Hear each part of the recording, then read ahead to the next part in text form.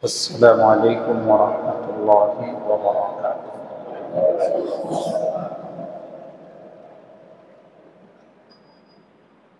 الحمد لله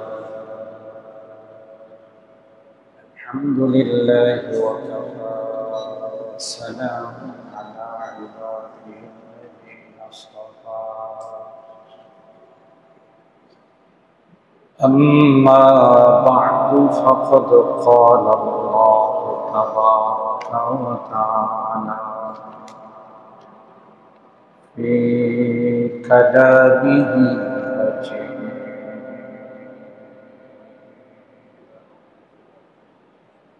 وفي فرقانه الحميد. أعوذ بالله من الشيطان الرجيم. بسم الله الرحمن الرحيم.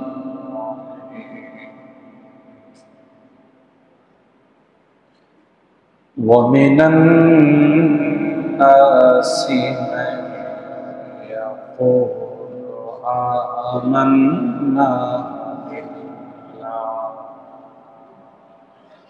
آمنا بالله وباليوم الآخر وما هم بمؤمنين. يخادعون الله والذين آمنوا وما يخدعون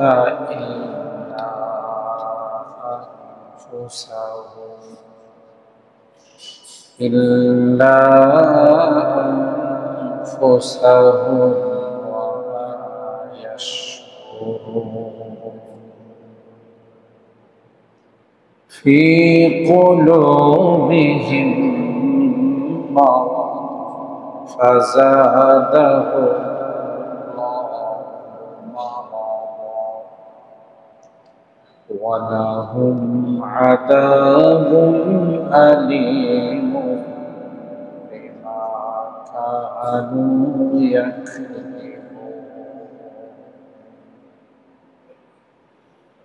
وإذا قيل لهم لا تفسدوا في الأرض قالوا إنما نحن مصلحون. ألا إنهم هم المفسدون ولكن لا يشكرون. وإذا قيل لهم آمنوا كما آمن الناس قالوا أنؤمن كما آمن السفهاء. ألا إنهم هم السفهاء ولكن لا يعلمون.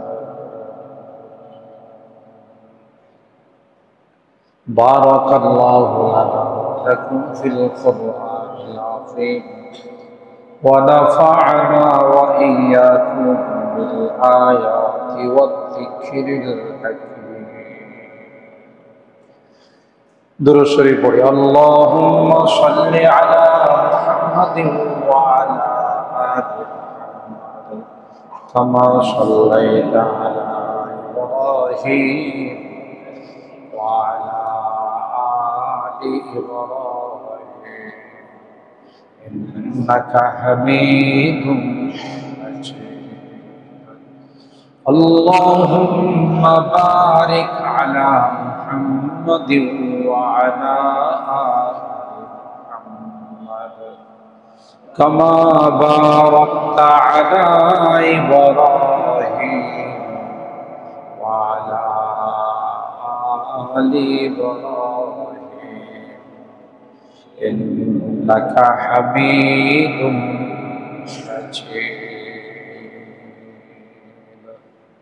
আলহামদুলিল্লাহ, আল্লাহ পাকের দরবারে লাখো কোটি শুকরিয়া যে রব্বে করিম আমাদেরকে মাগরিবের নামাজ জামাতের সাথে আদায় করে কুরআনুল কারীমের তাফসীরের ক্লাসে আমাদেরকে বসার তৌফিক দান করেছেন। তাই শুকরিয়া আদায় করে বলি আলহামদুলিল্লাহ। যারা নিয়মিত আসেন জানেন আমাদের এই তাফসীর ধারাবাহিকভাবে চলে। সূরা আল বাকারা ৮ নম্বর আয়াত থেকে ১৩ নম্বর আয়াত পর্যন্ত আমি ৫টি আয়াত আপনাদের খেদমতে তেলাওয়াত করেছি। গত সপ্তাহে ৫, ৬, ৭-এর উপর আংশিক কিছু আলোচনা আপনাদের খেদমতে পেশ করেছিলাম। এই সপ্তাহে আশা করতেছি বাকি আলোচনাগুলো আপনাদের খেদমতে পেশ করব। আল্লাহ পাকের দরবারে তৌফিক চাই, সকলে বলুন আল্লাহুম্মা আমিন। মুহতারাম হাজিরিন, আমি আপনাদের খেদমতে আরজ করেছিলাম যে এই সূরা আল বাকারা ৮ নম্বর আয়াত থেকে নিয়ে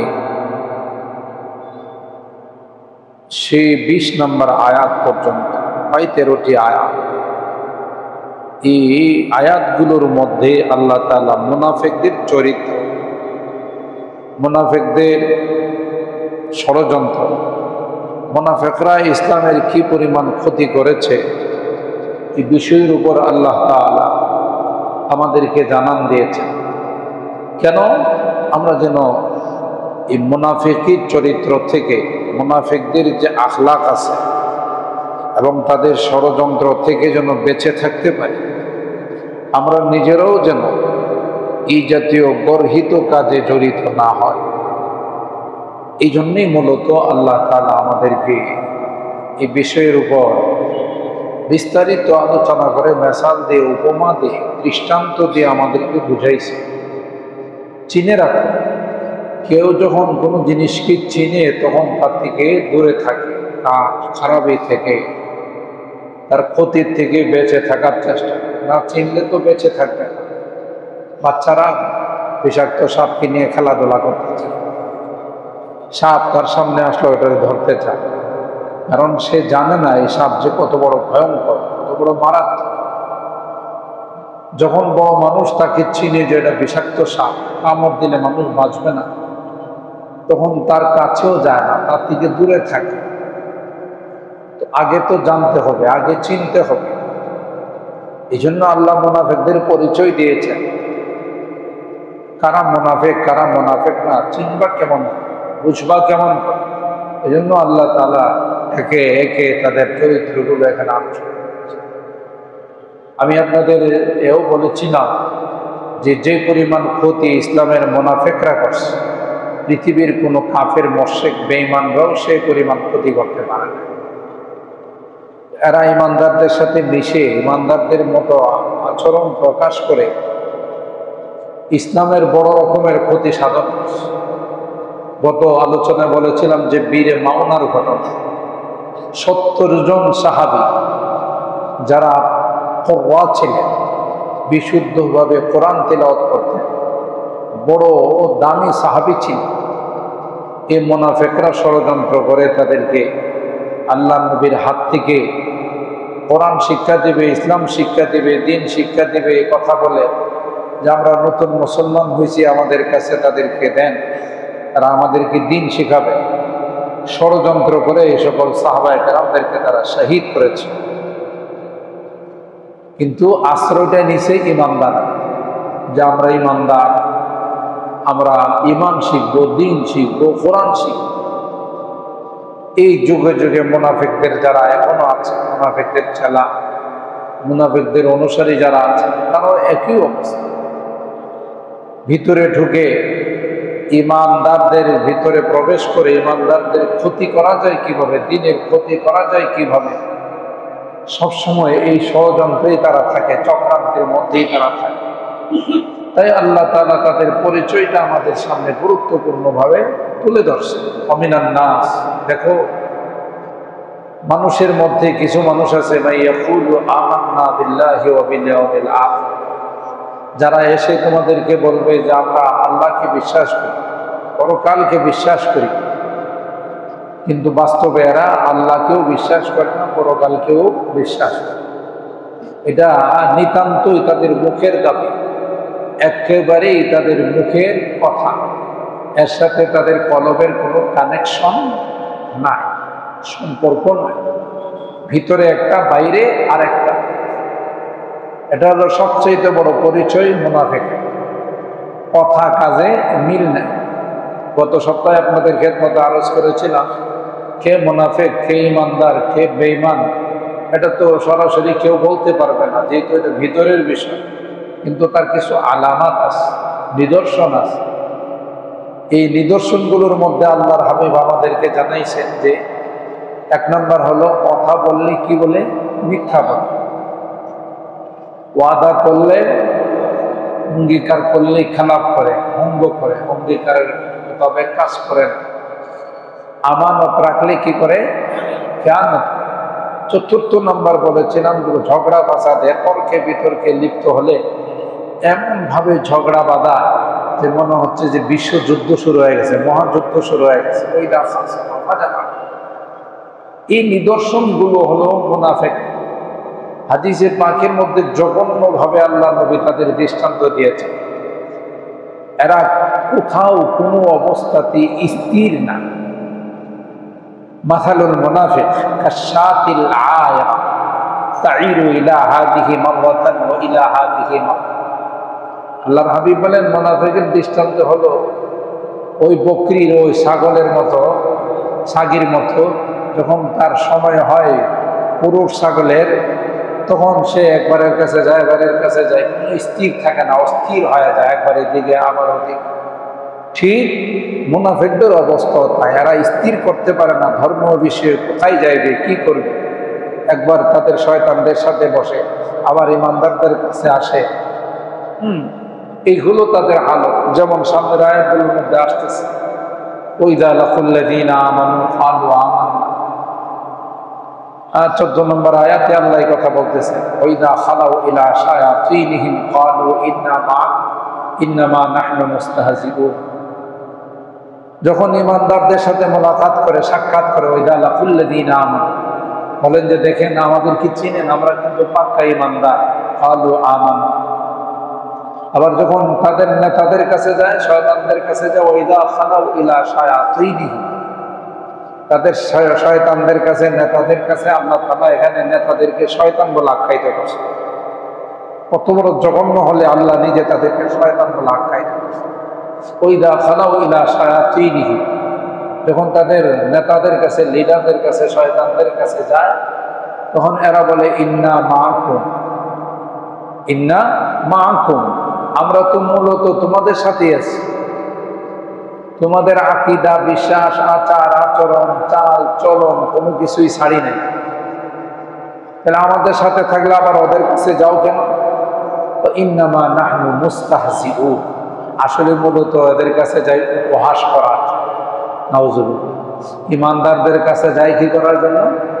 উপহাস করার জন্য। আল্লাহ কোরআনে বর্ণনা করেছে। এই হলো তাদের চরিত্র, এই হলো তাদের আখলাক, এই হলো তাদের আসল আকীদার বিশ্বাস। আল্লাহ তাআলা বলতেছেন এরা যতই বলো আমরা ইমানদার, আমরা ইমানদার, আল্লাহ বলেন ওমা হুম বিমুমিনিন, আসলে এরা ইমানদার নয়। কে বলছেন? আল্লাহ যেখানে বলছেন এরা ইমানদার নয়, এখন কেউ যদি হাজারো বার চিল্লায় কয় আমি ইমানদার, লাভ হবে? সূরা মুনাফিকুন নামে একটি সূরা আল্লাহ 28 নম্বর পারায় নাযিল করেছেন। সূরাটার নাম কি? সূরাতুল মুনাফিকুন। কি নাম? সূরাতুল মুনাফিকুন, সূরা আল মুনাফিকুন। আল্লাহ নবীর কাছে আসে আয়সা পর্যন্ত এরা এমন ইনি বিনি কথা বলতো, এমন বানায়া সানায়া কথা বলতো যে আল্লাহ নবী বিশ্বাস করতে বাধ্য হতো যে আল্লাহ নবীও অন্তর্যামী নয়। ঠিক না? নাকি নবী অন্তর্যামী? অন্তর্যামী একমাত্র কে?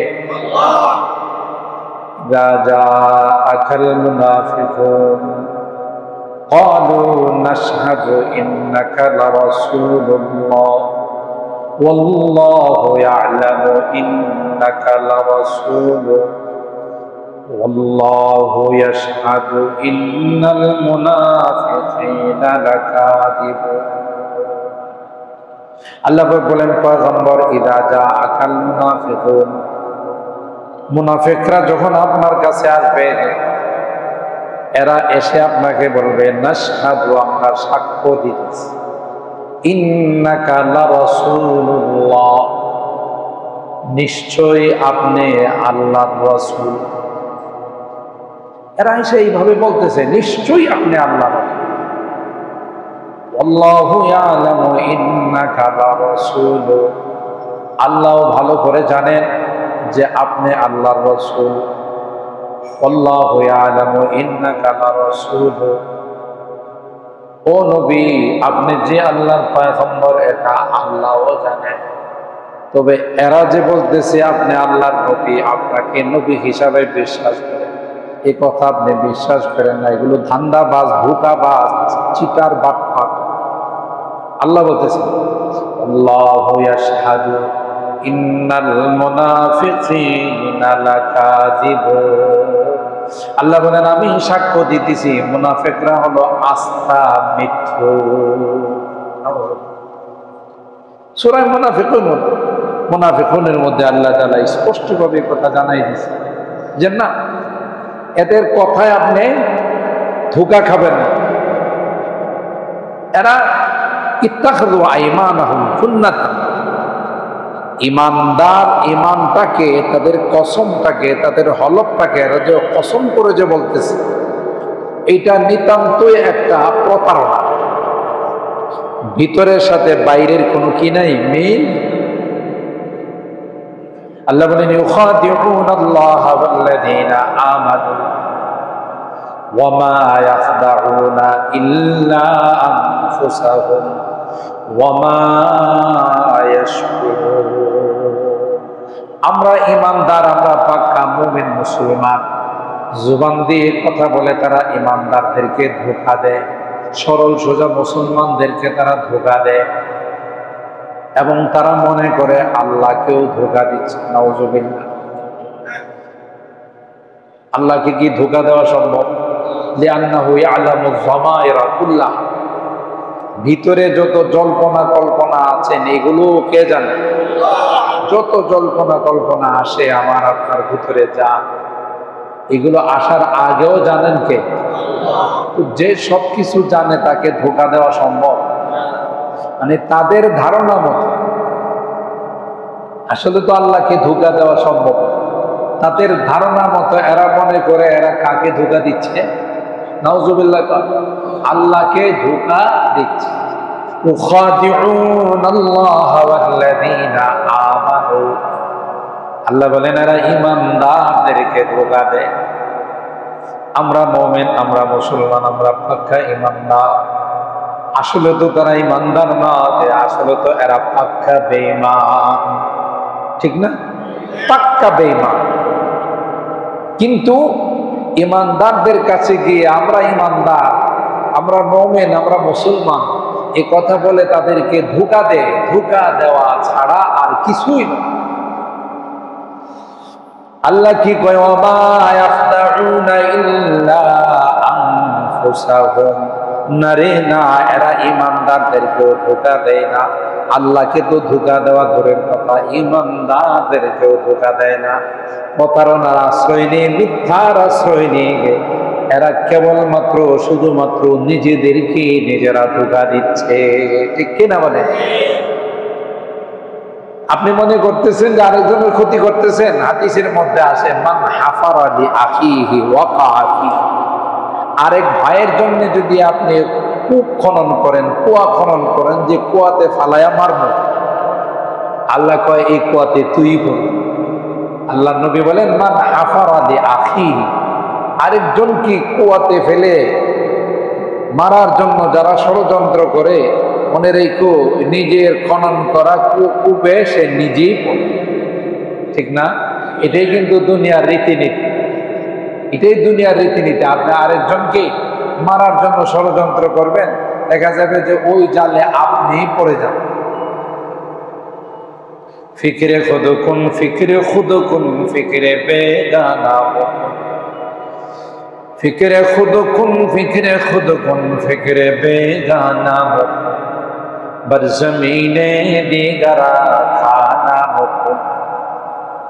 আল্লামা রুমি রহমাতুল্লাহ আলাইহি বলেন নিজের চিন্তা করো, নিজে ধোঁকার থেকে বাঁচো, আরেকজনের চিন্তা করো। আরেকজনকে ধোঁকা দিতেছো এই কথা মনে করবো না, নিজের চিন্তা করো। আরেকজনের জায়গাতে যদি তুমি পালাখানা করো, অট্টালিকা করো, মনে রাখবে এটা তোমার কাছে থাকবে না, চলেই যাবে। বার জমিনে দিগরা খানা বকুন।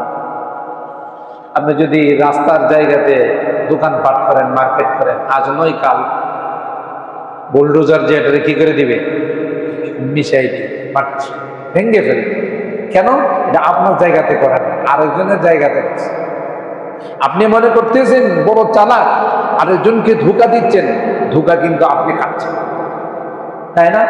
যে ব্যবসায়ীরা মাপ ঝুঁকে কম দেয়, খারাপ মাল দেয়, 1 নম্বর বলে 2 নম্বর মাল দেয়, কিন্তু মনে করতেছে আমার মতো চতুর, আমার মতো বিচক্ষণ ব্যবসায়ী বোধহয় এই বাজারে নাই।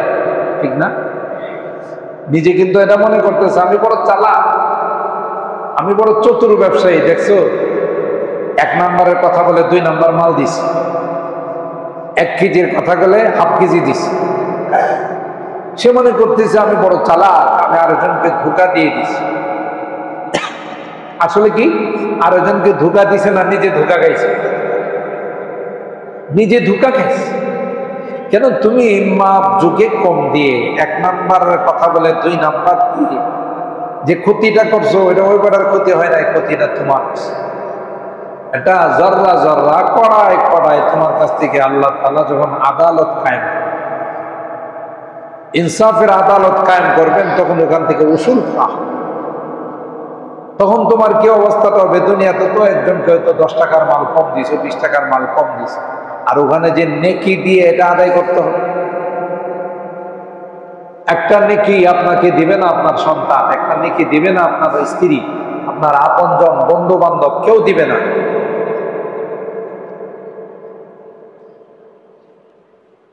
তাহলে আপনি কি করলেন? ক্ষতিটা কি আরেকজনের করলেন না নিজের করলেন? يخادعون الله والذين آمنوا, এরা মনে করে এরা আল্লাহকে ধোঁকা দিচ্ছে। এরা মনে করে ইমানদারদেরকে তারা ধোঁকা দিচ্ছে। আল্লাহর রেজাল্ট আউট করেন ওমা ইয়াখদাউনা ইল্লা আনফুসাহুম। আল্লাহ বলেন না না, আল্লাহকে ধোঁকা দাও নাই, ইমানদারদেরকে ধোঁকা দাও নাই, ধোঁকা কিন্তু তুমি নিজেকে নিজে ধোঁকা দিলা।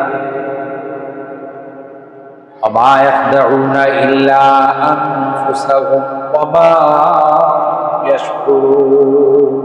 আল্লাহ বলেন নিজেদেরকে নিজেরা ধোঁকা দিচ্ছে। ওমা ইয়াশকুরুন, আরবিতে শুর বলা হয় সামান্যতম অনুভূতিও যদি তার না থাকে। শুর বলা এহসাস, অনুভূতি, কমন সেন্স, এটাকে আরবিতে শুর বলে। একটা পশুরও কিন্তু শুর আছে। দেখবেন গবাদি পশুগুলো যখন ময়দানে ঘাস খায়,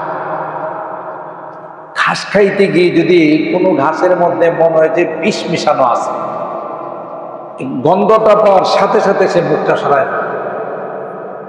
কোনটা তার জন্য ক্ষতিকর, কোনটা তার জন্য লাভজনক, এটা কিন্তু তার বোঝার মতো যোগ্যতা আছে।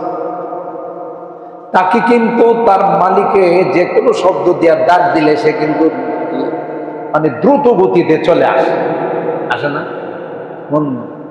পোষা কুকুর, প্রশিক্ষণ প্রাপ্ত কুকুর, তাকে আমাদের কিতাবের ভাষায় কালবে মুআল্লাম, একে আপনি যেভাবে বলবেন সেভাবে কাজ করবে। আমরা একবার দেওবন্দে পড়ার সময় আসরের পরে গেছে একটু ঘোরাফেরা করতে, ছাত্ররা সব বন্ধু বান্ধবরা মিলে। ওখানে বড়ইয়ের বাগান আছে, কুল বাগান। তো ওখানকার যারা মুসলমান আছে এরা দেওবন্দের ছাত্রদেরকে খুব ইজ্জত করে, খুব সম্মান করে। তো 5-6 জন আমরা গেছি, যে দেখি একটু হাঁটাহাঁটি হলো, আর বাগানের মালিক যদি পাওয়া যায় কিছু হাদিয়া তো বাগানের মধ্যে বসে বসে যত বড়ই খাইতে পারেন কোনো সমস্যা নেই, মিষ্টি বড়। তো গিয়ে দেখে মালিক আসরের পরে সেও আসছে বাগানের মধ্যে, 2টা পোশাক কুকুর বাগান চতুর্দিকে পাহারাদারি করতেছে, কেউ বাগানের ভিতরে ঢুকতেছে কিনা। লম্বা বাগান, বিশাল বাগান। তা আমরা গিয়ে যখন সালাম কালাম করলাম, তা আমাদেরকে জিজ্ঞাসা করলো, आप लोग दारुल से आए हैं? আমরা বললাম হ্যাঁ। আচ্ছা ঠিক है, ठहर जाइए, আপনারা দাঁড়ান। কথাবার্তা চলতেছে, এক পর্যায়ে 2 কুকুরে এসে ডাক দিল, সিন্টু ইধার আ যাও, মিন্টু ইধার আ যাও, নাম রাখছে আর কি, সিন্টু মিন্টু। যে সিন্টুকে ডাক দিছে, খুব স্পিডে একটা কুকুর চলে আসছে, ছিল কিন্তু আরেক মাথায়। মালিককে ডাক দিছে, আরেকজনকে ডাক দেওয়ার পরে সেও চলে আসছে। আসার পরে এদেরকে বলতেছে, দেখো ये मौलसा हजरत देवबंद से आए हैं, दारुल उलूम से आए हैं, इनको সালাম করো। যে ওনারা দেওবন্দের ওলামায়ে কেরাম, দেওবন্দ মাদ্রাসা থেকে আসে, তোমরা তাদেরকে একটু সালাম করো। যেই কইছে সালাম করো, সামনের 2টা পা উপরের দিকে দিয়ে আমাদেরকে সালাম করতেছে। কি প্রশিক্ষণ চিন্তা করে। সালাম শেষ, এরপরে বলতেছে, মৌলসা হযরত কো তুম কদম বসি করো, যে ওনাদেরকে কদম বসি করো। যে কদম বসির কথা বলছে, সোজা এইভাবে 2টা পা বিছায়া আমাদের দিকে দিয়ে দিছে। দেখছেন কি পরিমাণে প্রভুর কথা শুনতেছে, মালিকের কথা শুনতেছে। এই অবস্থা দেখে আমি মালিককে বললাম, अगर आप ये कहे कि इन पर हमला करो तो हमला करेगा? हमारे बोला मौलवी साहब कहने में देर हो गई, हमला करने में देर नहीं। আমি বললাম, আচ্ছা আপনি যদি আপনার কথা যেভাবে শুনতেছে, যেভাবে পালন করতেছে, আপনি যদি বলেন এখন যে তাদের উপর হামলা করো, তাহলে কি আমাদের উপর হামলা করবে? সে বললো, আমার বলতে দেরি হবে, আপনাদের উপরে ঝাঁপায় পড়তে দিয়ে। আমি বললাম, আল্লাহ কা পানা, কবি গলতি সে ভি আপকি জুবান সে ये बात निकल ना जाए, ভুলেও যেন আপনার সব মুখ দিয়ে কথাটা না বাইরে হয়, বলে কিন্তু আমাদের অবস্থা খারাপ। তাহলে আপনি চিন্তা করেন, একটা পোষা কুকুর কিভাবে মালিকের কমান্ড মানতেছে, কিভাবে সে কাজ করতেছে। একটা হাইওয়ান, একটা জানোয়ার, একটা গবাদি পশু তার ভালো মন্দটা বুঝে। আর যারা এইভাবে মানুষকে ধোঁকা দেওয়ার নামে, আল্লাহকে ধোঁকা দেওয়ার নামে নিজেদেরকে ধোঁকা দিচ্ছে, তাদের এতটুকু কমন সেন্স নাই যে হারে এই ধোঁকা তো অন্য কাউকে দিচ্ছি না, এই ধোঁকা তো আমি আমাকে দিচ্ছি। ঠিক কিনা বলে? এই ধোঁকা আমি আমাকে দিচ্ছি। এটাকে আল্লাহ বলেন ওয়ালাকিন লা ইয়াশউরুন। এদের অনুভূতি পর্যন্ত নাই, শুরুর পর্যন্ত নাই, কমন সেন্স পর্যন্ত নাই যে হাই ধোঁকা তো আমি অন্য কাউকে দিচ্ছি না, আমার ধোঁকা তো আমি নিজেকে দিচ্ছি। এদেরকে বলা হয় মুনাফিক। এদেরকে কি বলা হয়? মুনাফিক। মিথ্যা আর মিথ্যা। তাবুকের যুদ্ধে এরা যায় নাই, কারণ এরা তো মায়ের খাওয়ার জন্য ইমান প্রকাশ করতেছে না। যেখানে লাভ আছে ওখানে যাবে, লসের মধ্যে তো যাইতে রাজি না। তাবুকের যুদ্ধে যায় নাই, পাশাপাশি 3 জন সাহাবীও যায়। 3 জন সাহাবী যায় নাই মানে না যাওয়ার জন্য না, খেজুর কাটার সময় একবারে নিকটবর্তী। এগুলো তো মৌসুমী জিনিস, সাথে সাথে না কাটলে তখন পরে নষ্ট হয়ে যায়। যখন কোনো ফসল, কোনো ফল যখন গাছে পাইকা যায়, আপনি যদি না নামান নষ্ট হয়, পচে যাবে, পড়ে যাবে।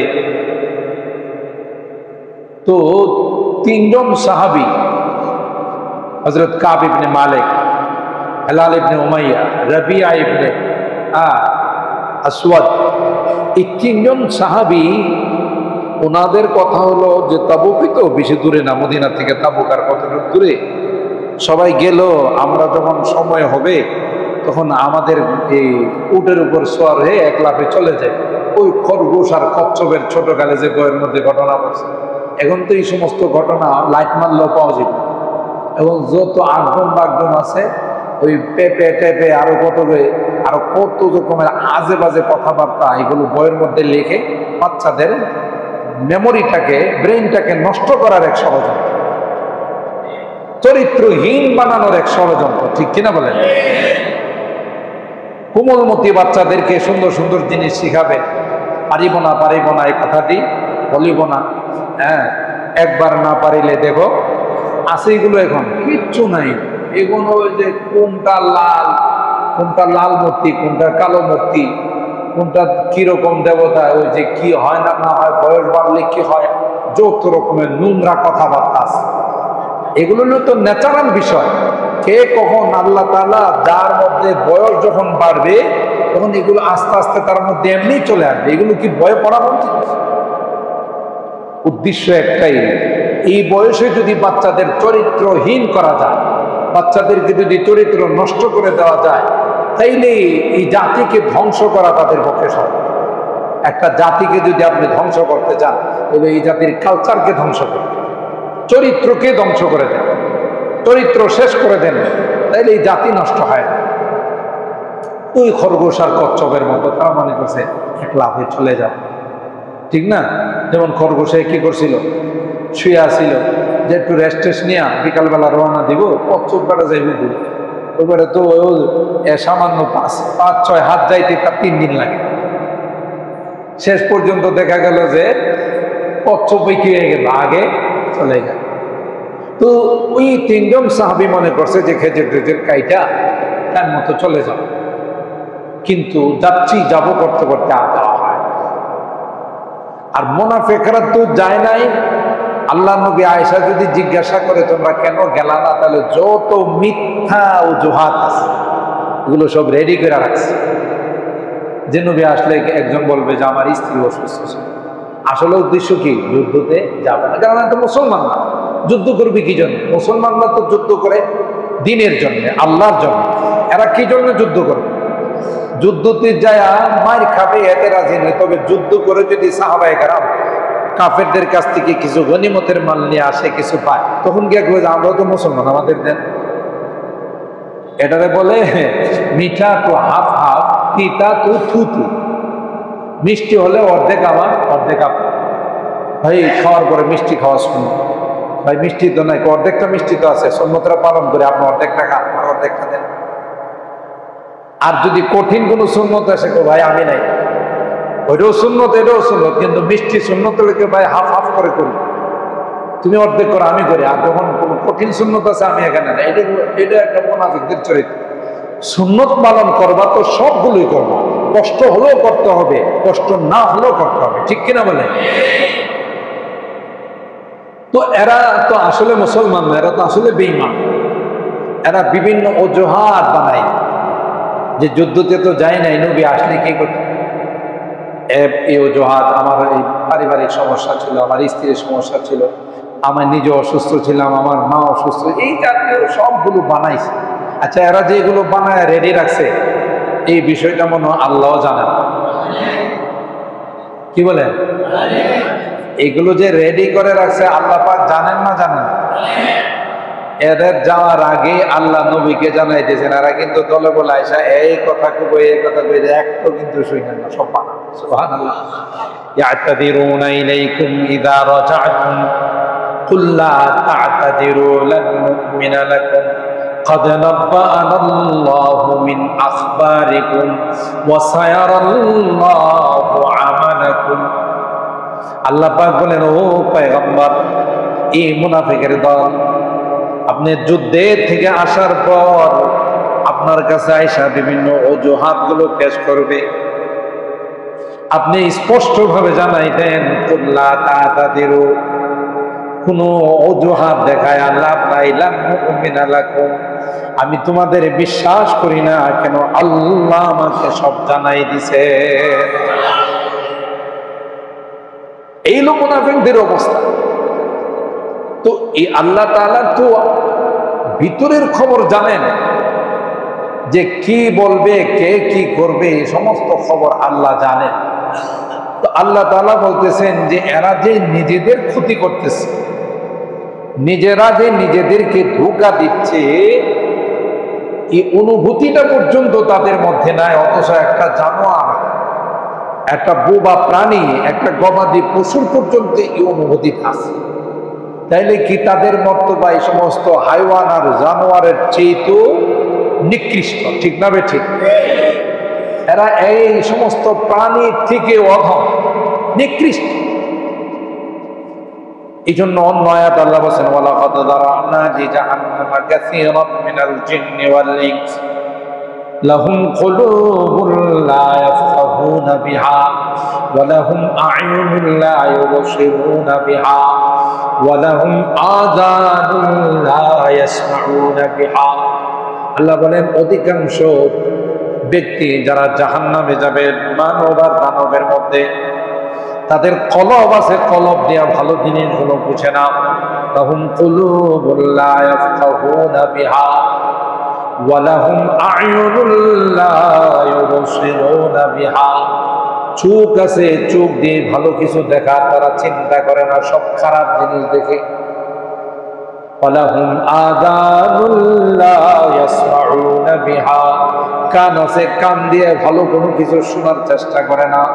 আল্লাহ বলেন উলাইকা কাল আনআম, এরা হলো চতুষ্পদ জন্তুর মতো, বাল আদাল, বরং তার চেয়ে আরো নিকৃষ্ট। চতুষ্পদ জন্তুর মতো আল্লাহ কেন, বরং তার চেয়ে আরো। ফি কুলুবিহিম মারাদ ফাযাদাহুমুল্লাহু মারাদা। আল্লাহ বলেন ঘটনাটা হলো তাদের অন্তরের মধ্যে রোগ আছে। দেখছেন, আসল জিনিস আল্লাহ ফাঁস করে দিতেছে, প্রকাশ করে দিতেছে। ফি কুলুবিহিম মারাদ, এদের অন্তরের মধ্যে কি আছে? ব্যাধি আছে, রোগ আছে। কিসের রোগ? নেফাকের রোগ। আগের থেকেই তো তারা ইমানদার না, বেঈমান। এই রোগ নিয়েই তো নবীর দরবারে আসছে। যখনই কোরআনের আয়াতগুলো নাযিল হয়, ফাযাদাহুমুল্লাহু মারাদা, তখন কি তাদের কুফরি কমে না, আরো বাড়ে? কুফরি আরো বাড়ে। কারণ এক আয়াত নাযিল হয়েছে, এটারও বিশ্বাস করে নাই, তখন অবিশ্বাসের পরিমাণ কমলো না বাড়লো। আরেক আয়াত নাযিল হলো, সেটাও মানে নাই, অবিশ্বাসের পরিমাণ কমলো না বাড়লো। আল্লাহ বলেন ফি কুলুবিহিম মারাদ ফাযাদাহুমুল্লাহু মারাদা। আগের থেকে তার ডায়াবেটিস আছে, এখন মিষ্টি খাইছে, কমবে না বাড়বে? নাই ডায়াবেটিস, মিষ্টি খাইলেই কি ডায়াবেটিস হবে? বুঝতেছেন কথাটা? ডায়াবেটিস নাই, মিষ্টি খাইলেই কি ডায়াবেটিস হবে? মিষ্টি খাইলেই কি ডায়াবেটিস বাড়বে? কেন নাই? কিন্তু আগের থেকে থাকলে, খাইলে কমবে না বাড়বে? এটাই বুঝে নেন, ফি কুলুবিহিম মারাদ ফাযাদাহুমুল্লাহু মারাদা। আল্লাহ বলেন এদের অন্তরে আগের থেকে ডায়াবেটিস, আগের থেকে কি আছে? নেফাকের রোগ আছে, মুনাফিকের রোগ আছে, মুনাফিকের ব্যাধিতে আক্রান্ত। আমি যতই তাদের ঘুমর গুলো ফাঁস করে দিতেছি, সবগুলো যখন প্রয়াস করে দিতেছি, তাদের মুনাফিকি কমতেছে না বাড়তেছে? আল্লাহ বলেন ফি কুলুবিহিম মারাদ ফাযাদাহুমুল্লাহু মারাদা ওয়া লাহুম আযাবুন আলীমুম বিমা কানু ইয়াকযিবুন। আমি বাড়াই দিছি এদের জন্য আযাবুন আলীম। আযাবে আলীম বলা হয় বেদনাদায়ক, যন্ত্রণাদায়ক শাস্তি। শাস্তি তো এমনি যন্ত্রণা, আবার যদি এটার বলা হয় যন্ত্রণাদায়ক, বেদনাদায়ক শাস্তি, তাহলে এটা কি পরিমাণ শাস্তি হবে? ওয়ালাহুম আযাবুন আলীম, কি জন্যে তাদের এই বেদনাদায়ক শাস্তি? বিমা কানু ইয়াকযিবুন, মিথ্যা কথা বলার কারণে। এরা যা বলতেছে সত্য না মিথ্যা? এরা যে বলতেছে আমরা ইমানদার, আসলে কি এরা ইমানদার? এরা যে বলতেছে আমরা সত্য কথা বলতেছে, আসলে কি সত্য? এই যা বলতেছে সব মিথ্যা। এই মিথ্যা কথা বলার কারণে অফিকরাতিন বিমা কানু ইউকাদ্দিবুন আই ইউকাদ্দিবুন আল্লাহ ওয়া রাসূল, আল্লাহকে মানে না, নবীকে মানে না, কোরআনকে মানে না। এই মিথ্যা সাব্যস্ত করার কারণে, মিথ্যা টাওরানোর কারণে আল্লাহ বলেন তাদের জন্য কঠিন শাস্তি, বেদনাদায়ক শাস্তির ব্যবস্থা আমি করে রাখছি। নাউযুবিল্লাহ। এই 3 আয়াতের মধ্যে আমরা আংশিক শুনলাম মুনাফিকদের অবস্থা। আরো কি কি সামনের আয়াতগুলোতে আল্লাহ তাআলা বর্ণনা করেন। আল্লাহ তাআলা আমাদেরকে মুনাফিকির থেকে, মুনাফিকের দফতরের নাম লেখানোর থেকে আল্লাহ আমাদের হেফাজত